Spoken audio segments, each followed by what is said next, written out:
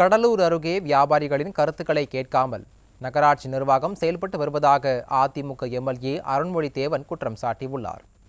விருத்தாச்சலம் காட்டுக்கூடலூர் செல்லும் சாலையில் நகராட்சிக்கு சொந்தமான காய்கறி மார்க்கெட் செயல்பட்டு வருகிறது. இந்நிலையில் கருணாநிதி நகர்ப்புற மேம்பாட்டு திட்டம் என்ற பெயரில் நவீன காய்கனி மார்க்கெட் கட்டுவதாக கூறி கடந்த ஆண்டு அடிக்கல் நாட்டப்பட்டது. ஆனால் தரமற்ற முறையில் கட்டடங்கள் கட்டப்பட்டு வருவதாக வியாபாரிகள் குற்றம் சாட்டியுள்ளனர்.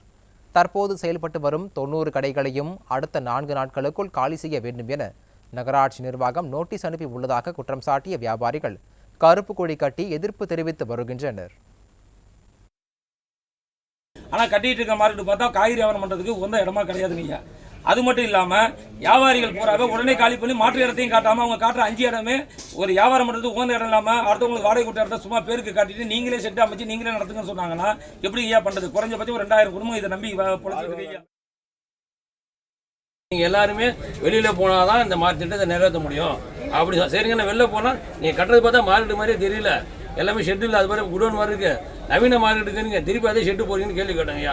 அப்போ நீங்கள் எல்லாமே வெளில போங்க, வெளில போனதுக்கப்புறம் பற்றி பேசிக்கலாம், இப்போதைக்கு வேலை இல்லை, நீங்கள் வெளில போங்கன்றாங்க.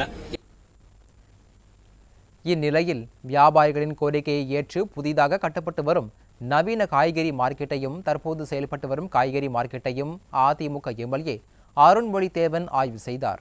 பின்னர் செய்தியாளர்களை சந்தித்த அவர் வியாபாரிகளின் கருத்துக்களை கேட்காமல் நகராட்சி நிர்வாகம் செயல்பட்டு வருவதாக குற்றம் சாட்டினார்.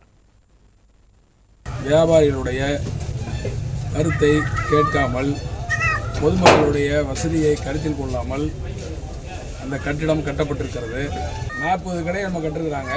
இந்த 40 கடையிலும் இன்றைக்கு காய்கறி வியாபாரம் செய்வதற்கு ஏற்றதாக அந்த கடைகள் கட்டப்படவில்லை.